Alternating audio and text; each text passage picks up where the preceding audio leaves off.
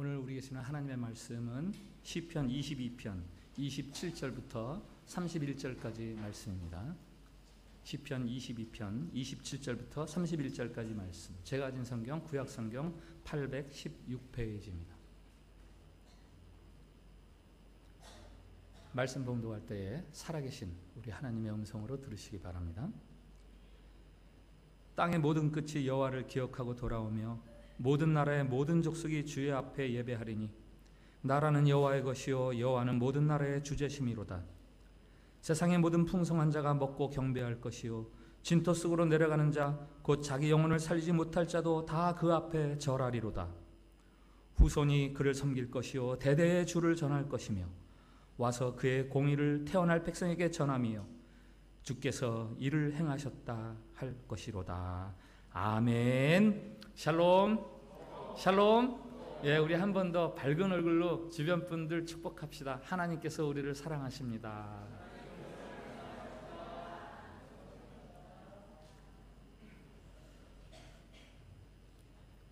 인생은 언제나 부정과 긍정이 혼재하는 혼란의 연속입니다. 최악의 경기와 최고의 경기를 함께 보여준 한국 축구처럼 반쪽에는 슬픔을 담고 있고 반쪽에는 기쁨이 담겨있는 그릇이 인생입니다. 오른쪽에는 유아용 기저귀를 파는 가게, 왼쪽에는 죽은 자를 위한 수의를 파는 가게가 나란히 있는 거리가 인생입니다. 과학과 이성이 발달한다고 해서 그 혼돈이 줄어드는 거 아닙니다. IT, 기술과 정보가 생활을 용이하게 하지만 정작 그것을 이용하는 사람들의 정신은 점점 황폐해져 갑니다. 개인의 행복을 위한 개인의 자유와 권리가 확대되면서 그 개인을 지탱해주는 가정이나 국가 같은 공동체적 가치들은 점점 축소되고 있습니다. 코미디, 게임, 스포츠, 일상의 가벼운 웃음거리들은 늘어나는데 삶을 변화시켜줄 깊이 있는 감동이나 희열은 사라져가고 있습니다. 페이스북, 인스타그램, 카톡, SNS의 친구 수는 수십 명, 수백 명인데 정작 마음속 깊은 이야기를 나눌 수 있는 친구는 희박합니다. 꿈과 비전을 칭송하는 시대지만 그 비전과 나의 현실 사이의 격차로 절망을 키워주는 시대. 몸집은 커지고 매력적으로 변하는데 예의와 인격은 왜소해지는 시대. 비즈니스로 말하면 매출액은 늘어나는데 순수익은 줄어드는 시대. 입으로 행복을 말하지만 가슴으로는 외로움과 아픔을 호소하는 시대. 긍정과 부정이 혼재하여 정신분열을 일으킬 것 같은 혼돈의 시대. 냉탕과 열탕을 오고 가는 어지럼증을 주는 시대. 차라리 중고등학교 시절에 수학이나 과학 문제를 푸는 것이 더 쉬웠습니다. 삶에서의 정답은 수학이나 물리처럼 그렇게 단순하거나 명쾌하지 않기 때문입니다. 책상에서 풀던 문제들은 정 안 되면 문제지 뒤에 적힌 답을 훔쳐보면서라도 풀 수 있었는데 삶의 문제는 답을 보아도 이해가 안 됩니다.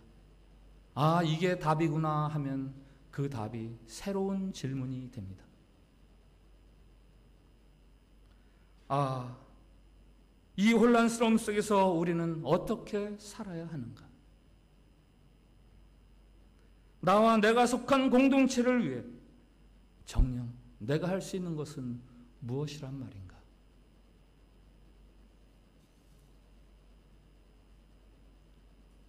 삶이 주는 난감함과 고뇌는 요즘 우리들만의 것이 아닙니다. 고대에도 마찬가지였어요. 고대 그리스의 극장이 생기면서 왜 비극이 먼저 발달했는지 60년쯤 살아보니까 조금 이해가 됩니다. 오델로, 맥벳, 리어왕, 로미오와 줄리엣, 대문호 셰익스피어의 4대 대표작이 모두 비극인 이유는 삶이 그만큼 고통스럽기 때문입니다. 마취제, 수면제, 항우울증제, 환각제, 이것들이 발명되는 이유는 삶이 아프고 슬프고 우울하다는 반증이죠. 성경에 모아둔 고대 신앙인들이 부르던 삶과 신앙이 섞여 있는 신앙 고백서 150편. 신학자들의 분류에 따르면 이 시편 150편 중에서 가장 많은 유형의 노래는 바로 탄식시라는 거 아닙니까? 놀라운 일이죠. 오늘 우리가 보는 시편 22편은 시편의 탄식시 중에서도 가장 대표적인 탄식시예요. 시편 22편에는 우리 못지않은 삶의 혼란스러움이 담겨 있습니다. 아픔이 담겨 있습니다. 그러나 시편 22편은 시인이 녹록지 않은 자신의 삶을 통해서 어떻게 삶을 살아가야 하는가 답을 우리에게 제시하고 있습니다. 시편 22편에 별명이 있지요. 메시아의 순환시. 이 시의 내용이 예수님의 삶을 그대로 담고 있기 때문입니다. 또 십자가에 달려 죽으시는 예수님께서 마지막 남기신 7마디 중에서 2마디가 이 시에서 나왔기 때문입니다. 네 번째 말씀, 엘리 엘리 라마 사박다니, 하나님이 하나님이 어찌하여 나를 버리시나이까. 이 시의 1절에 있습니다. 6번째 말씀, 다 이루었다. 이 시의 마지막 31절에 있습니다. 이 시의 첫 절과 마지막 절. 그래서 신학자들은 예수님이 십자가에 달려 계신 동안에 이 시편 22편을 계속 묵상하셨을 것이라고 추정하고 있습니다. 이 시의 표제에 나오는 아엘레샬, 그것은 새벽 암사슴이라는 뜻입니다. 새벽 암사슴. 사슴, 그러면 우리는 제법 고상하고 기품 있는 동물을 생각하기도 하지만은 유대인들은 사슴 그러면 쫓겨다니는 연약한 동물을 먼저 생각합니다. 암사슴은 뿔을 가진 숫사슬에 비해서 더 연약한 게 암사슴이죠. 새벽 암사슴은 날이 채 밝기도 전에 하루가 시작되자마자 쫓겨다니는 게 새벽 암사슴이죠. 우리 예수님의 삶이 그랬습니다. 2살 아래 아이들을 다 죽이려는 헤롯의 계획에 예수님은 그 어린 시절부터 쫓겨다니면서 애굽에까지 도망쳐야 하는 그런 삶을 사셨습니다. 여우도 굴이 있고 공중의 새도 깃들 곳이 있지만 나는 머리들 곳이 없다 라며 자신의 삶의 고단함을 토하셨습니다. 새벽부터 쫓겨다니는 암사슴의 노래가 메시아의 순환시다 라고 불릴 수 있는 이유입니다.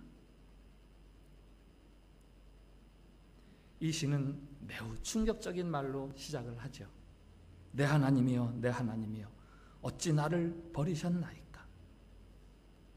대뜸 하나님께 대듭니다. 대뜸 하나님께 따지는 투입니다. 그만큼 삶이 고통스럽고 아픔이 깊다는 이야기죠. 먼저 육체의 고단함이 담겨 있습니다. 14절 15절 표준 세번역으로 들어보십시오. 나는 쏟아진 물처럼 기운이 빠져버렸고 뼈마디가 모두 어그러졌다. 나의 입은 옹기처럼 말라버렸고 나의 혀는 입천장에 붙어있으니 주님께서 나를 완전히 매장되도록 내버려 두셨기 때문이다. 17절에는 이런 말씀도 있어요. 뼈마디 하나하나가 다 셀 수 있을 만큼 앙상하게 드러났다.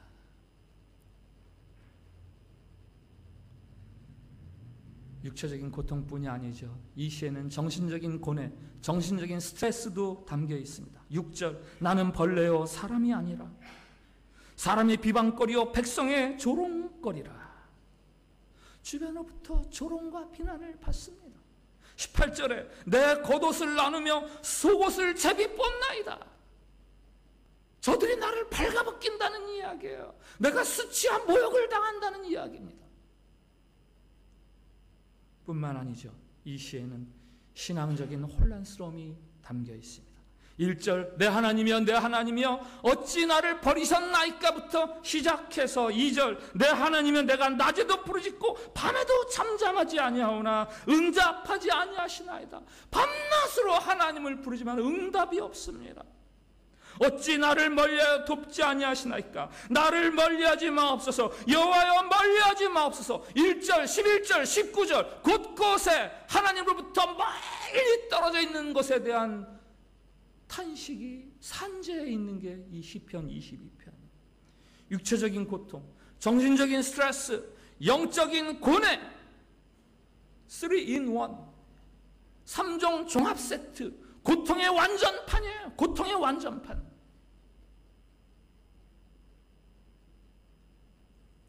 그러나 이렇게 고통과 아픔으로 시작하는 이 시의 전반부가 끝나면서 후반부가 시작되면서 의외로 후반부에는 새로운 단어들이 튀어나옵니다.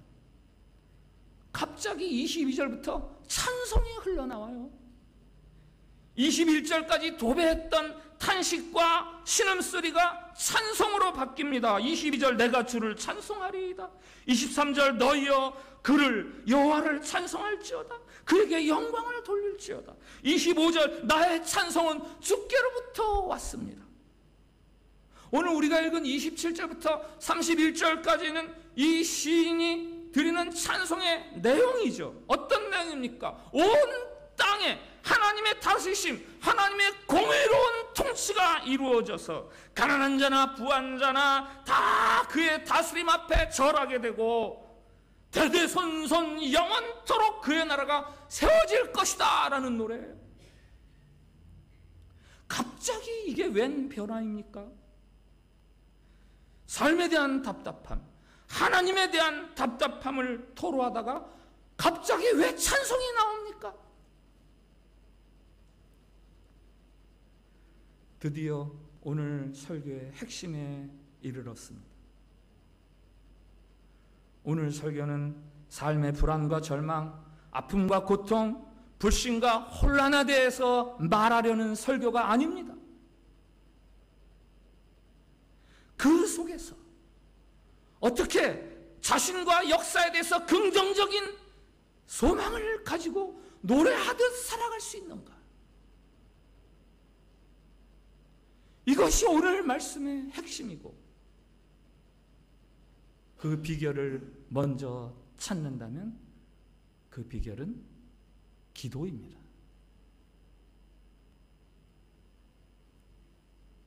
이 시의 구조를 한번 보세요. 탄식과 호소, 기도, 탄식과 호소, 기도, 탄식과 호소, 기도. 여기까지가 전반부죠. 그리고 22절부터 31절까지 찬송과 확신의 노래. 전반부 21절까지 거듭되는 세 번에 걸쳐 거듭되는 탄식과 호소 사이에 기도가 들어 있습니다. 세 절씩 세 번 반복되는 저 기도는 우리에게 무엇을 보여줍니까? 간단하죠. 시인이 계속 기도한다는 거예요.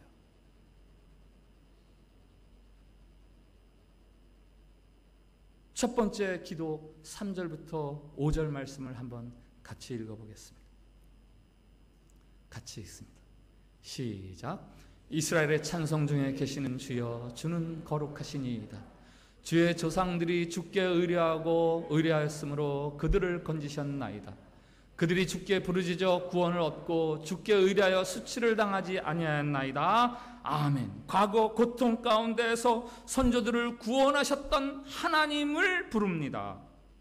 특별히 하나님을 의뢰하고 하나님에게 부르짖어서 구원함을 얻었던 선조들을 기억합니다. 세 번의 기도가 바로 그것입니다. 하나님이 나를 버리시지 않을 거야 라는 믿음의 표현이 바로 기도입니다. 탄식하다가 기도합니다. 또 탄식이 나옵니다. 그래서 또 기도합니다. 또다시 탄식이 나옵니다. 그래서 또다시 기도합니다.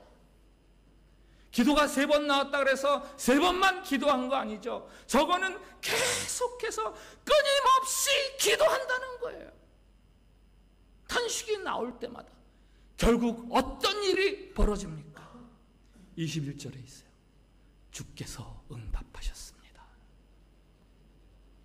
하나님이 내 기도를 들으셨도다 라는 거예요. 21절을 한번 같이 읽어보겠습니다. 21절 위에 개역개정 읽겠습니다. 시작. 나를 사자 입에서 구하소서. 주께서 내게 응답하시고 들소의 뿔에서 구원하셨나이다. 아멘. 저 21절이 사실은 신약자들 사이에 논란이 있는 구절이에요. 번역이 어려운 그런 구절이죠. 그러나 히브리어 성경을 직역하면 이렇습니다. 당신은 사자의 입으로부터 나를 구하소서. 그리고 들소들의 뿔들로부터 당신은 내게 응답하셨습니다. 그래서 표준세 번역에서는 조금 다르게 번역을 하죠. 사자 입에서 나를 구하여 주십시오. 들소의 뿔에서 나를 구하여 주십시오. 여기까지 계속해서 1절부터 시작되는 기도의 계속이에요. 그러다가 21절 저 마지막에서 주께서 나의 기도를 들어주셨습니다. 주님이 내게 응답하셨습니다. 라는 그 한 구절이 나오고 그 다음 22절부터 찬송이 나오는 거예요. 분위기가 완전히 반전됩니다. 월드컵 축구 국가대표팀에게 보인 반응처럼 전반부의 탄식 그게 후반부의 찬송으로 바뀝니다. 22절 내가 찬송하리이다. 23절 너희여 그를 찬송하라. 27절 땅의 끝이 모든 나라 모든 족속이 주의 앞에 예배하리라. 나에서부터 시작해서 너희들에게 그리고 온 땅과 족속에게까지 이 찬송이 확대됩니다. 공간적인 확대죠. 공간뿐이 아니라 시간적인 확대가 있어요. 처음에는 현재 살고 있는 나에게서 시작된 이 찬양이 30절, 31절에 가면 자신의 후손들, 아직 태어나지도 않은 후손들에게까지 이 찬송하라고 찬송이 확대됩니다. 하나님을 만나는 시인의 감격이 가히 폭발적이에요. 가히 설명할 수가 없어요. 하나님이 내 기도를 들으셨다라는 그 감동이 폭발해요, 폭발. 그리고 이 22편 바로 다음 23편 1절 여러분이 잘 아는 여호와가 나의 목자시니 내게 부족함이 없으리로다. 이 배열이요 기가 막히죠. 22편 23편의 배열이 기가 막힙니다.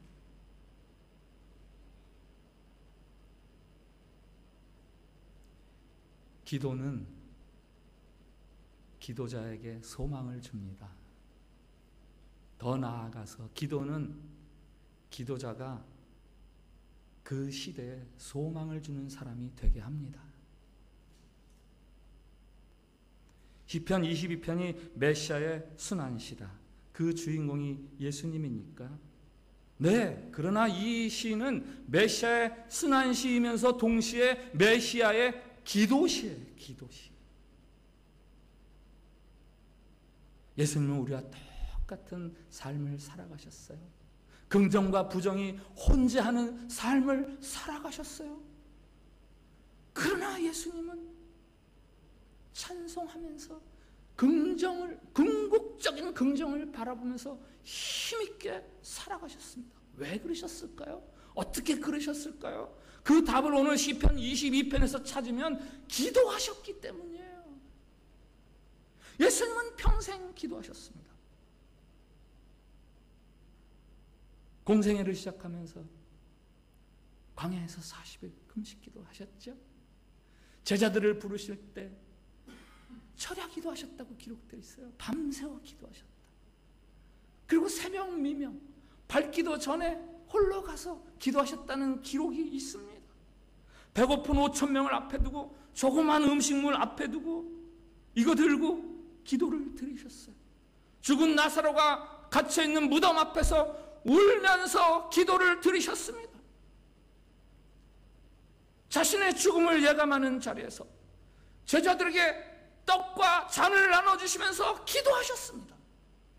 성찬을 나누신 주님이 어떻게 하셨는지 아세요? 그 다음에 마가복음 14장 26절, 이에 그들이 찬미하고 감람산으로 가니라.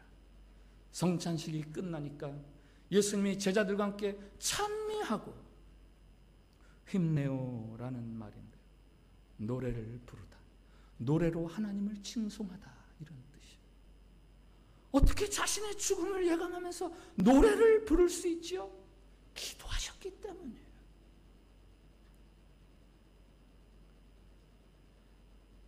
눈치 빠른 사람들은 오늘 이 설교를 들으는 이유를 알아챘을 거예요. 내일부터 시작되는 하프타임 특별기도, 그래서 이 설교를 하는구나 하신다면 분명히 눈치가 빠른 사람들이죠. 그러나 빠른 눈치만 가지고는 삶의 혼란을 이겨내기에 충분하지 않습니다. 눈치가 빠르다 그래서 여러분들이 살아갈 하반기가 긍정적이지만은 않습니다. 여러분이 노래하면서 지나갈 수 있는 거 아니에요. 여러분의 하반기를 노래하면서 살아갈 수 있는 힘은 빠른 눈치가 아니라 무릎 꿇고 기도하는 기도의 자리에서 시작되는 거예요. 여러분이 오늘 설교의 배경을 눈치채는 것으로 여러분의 하반기를 긍정하지 마세요. 낙관하지 마세요. 오직 기도의 자리에 나와서 주님 평화를 주십시오 하면서 기도하는 사람들, 그들만이 긍정과 부정이 항상 혼재하는 이 혼란한 가운데에서도 노래하고 찬송하며 살아갈 수 있는 사람들이죠. 여러분, 우리에게 필요한 것은 막연한 낙관론이 아니에요. 그저 모든 것을 낙관적으로 생각하는 긍정적인 기질 아닙니다. 정말 우리에게 필요한 것이 있어요. 그것은 더 깊은 희망입니다. 우리가 희망할 수 있다면 그 희망의 이유는 우리 안에 어떤 것들이 아니라 바로 하나님 때문에 희망할 수 있는 거죠. 우리가 혼란스러워서 휘청거리는 이유는 우리 안에 있는 어떤 것, 내 주변의 어떤 것들 때문에 휘청거리는 게 아니라 하나님이 너무 멀리 계셔서, 하나님과 나의 거리가 너무 멀어서 휘청거리는 거예요. 선지자 하박국 역시 고뇌하며 살았던 사람입니다. 형제 나라 북이스라엘이 아수르에 멸망당하고 자신의 조국 남유다도 바벨론에게 위협을 당하니까 어찌 이런가, 선택된 나라, 선택된 백성들의 삶이 어찌 이런가. 그래서 하박국을 읽어보세요. 핵심적인 단어가 두 개 있어요. 어찌하여, 언제까지. 하박국의 고뇌를 표현하는 단어들입니다. 그때 하나님이 하박국에 주시는 말씀이 있어요. 의인은 그의 믿음으로 살리라. 정치적인 격변 때문에 너무 불안해할 필요 없다라는 거예요. 부정이 커진다고 해서 너무 염려할 필요 없다. 의인은 믿음으로 사는 거다. 신약의 사도 바울이 이 말씀을 가져옵니다. 로마서와 갈라디아서에서. 우리가 행위로는, 우리의 노력으로는, 우리의 선함 가지고는 도무지 구원을 이룰 수 없다라는 사람들에게 이 말을 전합니다. 의인은 믿음으로 사는 겁니다.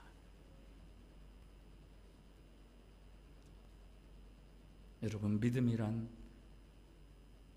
내 안에 있는 능력이나 혹은 내 주변에서 예상되는 어떤 예상치들이 낙관적인 그 예상치가 올라가서 그래서 생기는 게 믿음이 아니죠.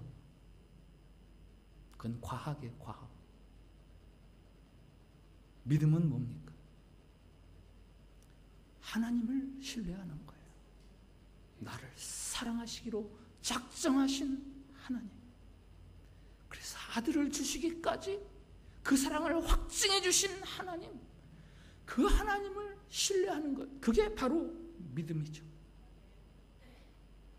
바로 하나님은 이 믿음을 통해서 역사하십니다. 이 믿음을 통해서 구원이 펼쳐집니다.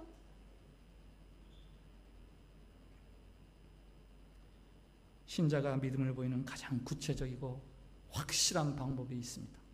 기도예요. 신자가 믿음을 더욱더 견고하고 확고하게 할 수 있는 방법이 있습니다. 기도예요. 믿음을 더하겠다고 골프장에 가보세요. 믿음이 더해집니까? 핸디가 줄어든다고 믿음 더해지는 사람이 있어요? 나 믿음 좀 더하고 싶어. 그래서 TV 앞에서 TV를 보거나 휴식을 취해보세요. 믿음이 더해집니까? 어리석은 사람들이에요. 믿음을 더하기 위해서는 기도해야 돼요. 믿음을 더하기 위해서는 기도의 자리가 마련돼야 돼요. 혼란스러운 삶 가운데서, 소망 가운데서 노래하면서 살아갈 수 있는 비결은 기도에 있습니다. 기도.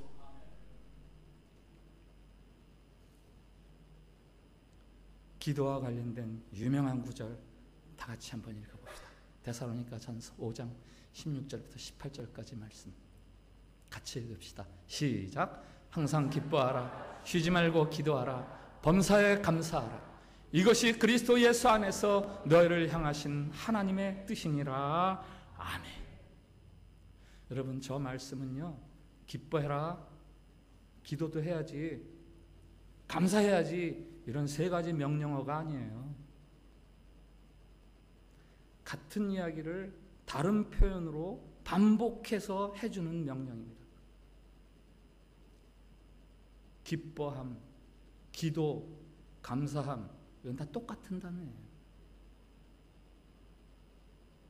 기도하는 사람은 범사에 감사하고 항상 기뻐하는 사람이 됩니다. 기도하는 사람들을 위해서 하나님이 준비해 두신 선물이 있어요. 기쁨과 감사예요. 하나님은 여러분이 하반기를 기쁨과 감사 가운데서 살아가기를 원하십니다. 기도하면서 살아가기를 원하십니다. 이것이 그리스도 예수 안에서 너희를 향하신 하나님의 뜻입니다. 이 하반기 주변에 좋은 일들이 많아서 그래서 기뻐해야지 그렇게 기대하지 마세요. 그래서 감사할 일이 많아져야지 그렇게 기대하지 마세요. 기도하세요. 그러면 기쁨이 샘솟고요, 모든 것이 감사해요.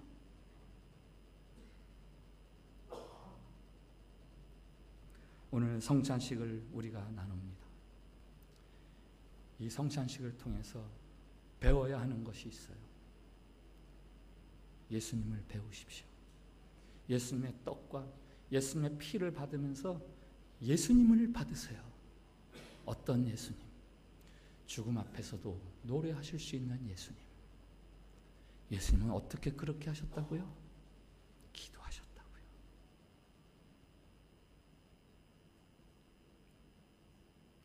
성찬을 나누어 받으시면서 여러분들이 부디 올 하반기를 감사하고 기뻐하는, 기도하는 삶을 살아가는 능력을, 결심을 함께 받으시기 바랍니다. 같이 찬양할까요? 우리 함께 기도해. 주 앞에 나와 무릎 꿇고. 옆에 사람한테 우리 함께 기도해 그러지 마시고 자기 자신을 향해서 우리 함께 기도하자.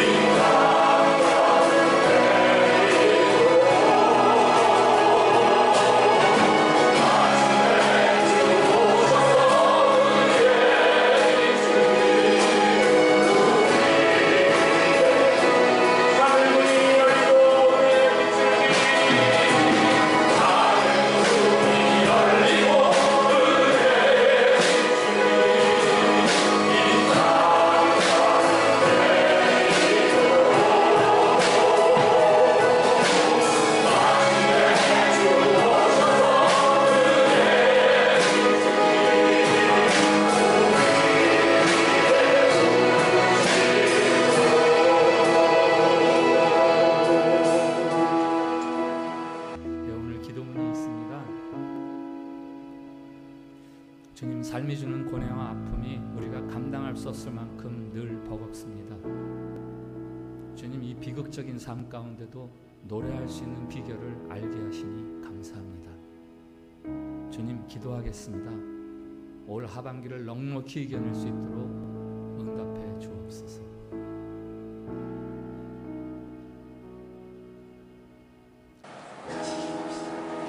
시작. 주님, 삶이 주는 고뇌와 아픔이 우리가 감당할 수 없을 만큼 늘 버겁습니다. 주님, 이 비극적인 삶 가운데도 노래할 수 있는 비결을 알게 하시니 감사합니다. 주님, 기도하겠습니다. 올 하반기를 넉넉히 이겨낼 수 있도록 응답해 주옵소서. 아멘. 기도하겠습니다. 주님, 우리에게 평화를 주시옵소서. 사실은 우리가 외면해서 그렇지 삶이 주는 아픔과 고뇌가 늘 버겁습니다. 때로는 기쁘기도 하고 감사하기도 하고 긍정이 되기도 합니다마는 늘 고통과 염려가, 부정적인 감정이 혼재해 있습니다.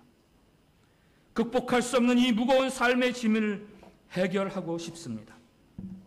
인생의 무거운 짐을 벗겨주시는 주님, 우리를 구원해 주시옵소서. 특별히 새롭게 시작되는 올 하반기를 통해 하나님의 구원을 누리기를 원합니다. 그러기 위해 저희가 기도하겠습니다. 특별히 더 기도하겠습니다. 주여, 우리의 기도를 들어주시옵소서. 참빛교회가 드리는 하프타임 특별 기도를 들으시고 응답해 주시옵소서.